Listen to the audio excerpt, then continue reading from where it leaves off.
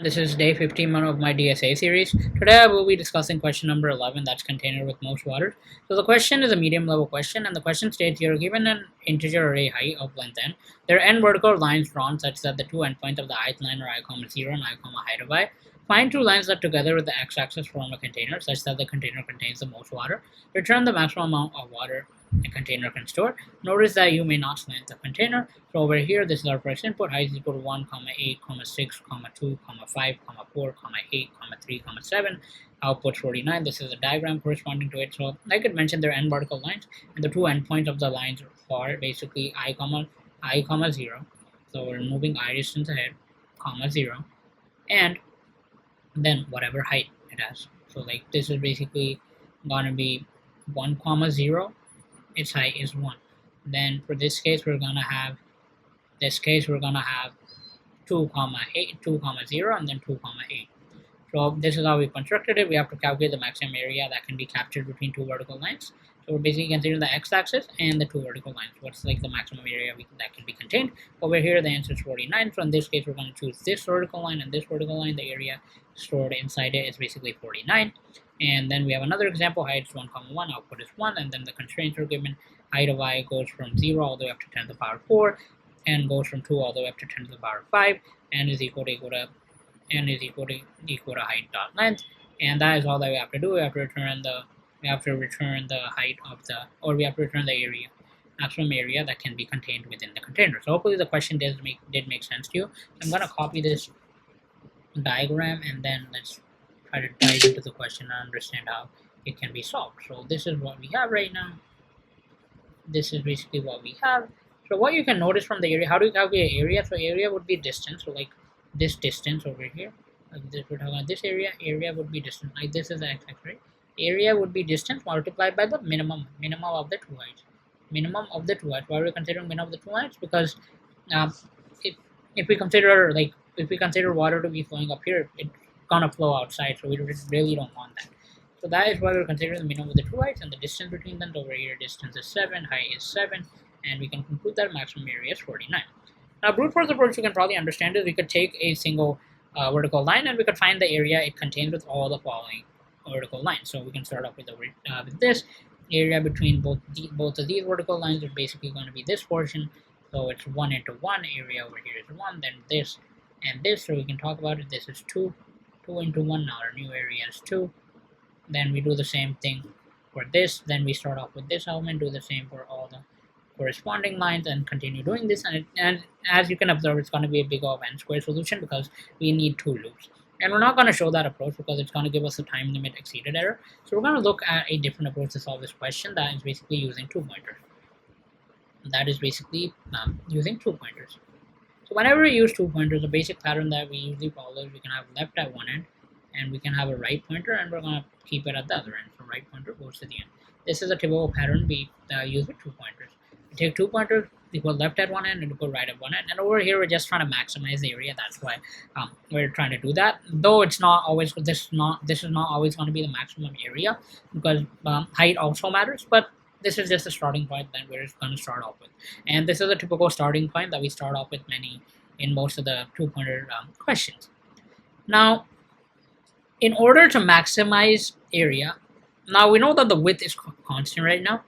So the width, when left moves by one position, the width is going to decrease by 1. When right moves back one position, the width is going to decrease by 1. So the thing that matters right now is basically the height. Everything depends on the height. And that is all that we care about. Everything depends on the height. So if we want to maximize the area, we must maximize height. So what we can do is we can compare left and right. And whichever one is smaller, we're going to move that. Whichever one's smaller, we're going to move that. And why are we trying to move that? We're basically going to try to move that because that height is smaller. So there is a chance that if we move this pointer ahead, we might encounter a height that is larger than the current height. Than the current height.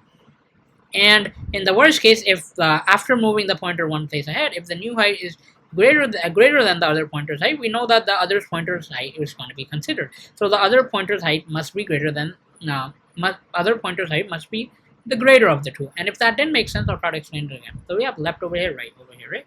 We calculate the area. Initially, it's basically because the distance between them is 8, we're going to store that. It's greater than the initial maximum that we chose. We're going to store 8. Now there are two options. We can either move left ahead or we can move right ahead. So what I'm saying is when we move left ahead by one position, what basically happens is our width becomes whatever the previous width was minus 1. And if we move right back by one position, the width is again going to be the initial width minus 1. So regardless of the fact whether we move left ahead or we move right behind, it's not going to make a huge difference because the width is going to decrease by 1. So what's going to make a difference is the height. What's going to make a difference, the thing that's going to make the difference is the height. So over here we can see that left side is smaller than right side. So logically speaking, what do you think? Should we move right behind or should we move left ahead? Now since left side is smaller, don't you think we should just move that? Because if we move right ahead, there's a huge chance that our area is actually going to end up decreasing because right is greater than left initially. So there's no logic of moving right behind. That's all that we have to do. Now if we move left ahead, there is a chance that the next height might be greater than this, greater than the current height, and greater than the current height, or it's greater than R, And if it's greater than R, then R is going to be the minimum of the two heights that we are considering. So that is why whatever is smaller, we're going to move that ahead. And we have a max variable, so it doesn't even matter if the left, if after moving left ahead, if the value is smaller than the previous value, it doesn't make a huge difference because we're going to calculate area again. So logically speaking, we're kind of looking at it in a greedy fashion that we should keep the longer height and we should move the height that's smaller. That's like the logical basis of this question. If that didn't make sense, think about it again. Like we have this setup. So logically speaking, what should we move ahead? Should we move the height that's small, longer ahead, or should we move the height that's smaller? So logically speaking, you're definitely going to say that we got to move the height that is smaller first. That could give us a chance of potentially increasing the area because the width is the same. There's nothing that's going to happen with the width. The width is decreasing by 1 regardless of the fact whether you're moving left ahead or right behind. That's the logic. We look at this. Now left is smaller. We look at this. Now the new area, as you can see, is 49. Now which one's smaller? Right is smaller. We're going to move right ahead. And we're going to move right ahead. So, or we're going to move right behind. Now we calculate the new area. It's basically 1, 2, 3, 4, 5, 6. 6 into 3, 18, not greater than this. We look at this, we move this ahead. It's the same thing. You can still move this behind. And we keep on calculating area up until they don't collide. When they collide, that means we're just at the same bar. So we can say that the area is 0 basically, so we don't want to calculate that. So that's pretty much all we have to do in the question. Normally the logic did make sense. So I'm going to show you the approach. Okay, let's just show. I'm going to show it in Python for now. You can try the C++ approach. The main thing is you should understand the logic. So you can do something like max area. It's going to be set up as 0. Left, this left is left and right. So it's going to be 0. Left is also going to be 0. Right is going to be whatever length of height is. So length of height minus 1 because we're looking at the last index. We know that arrays are 0 indexed. The max area left and right are created while left is less than or equal to right. You can continue doing this. So what are we going to say? We're going to say max area is equal to max area, and then we can say minimum of what? Minimum of height of I, comma height of j. Take this minimum, we multiply it by j minus I. That's basically the difference. Or sorry, not j. It should be right. It should basically be right minus left, and height of left, height of right.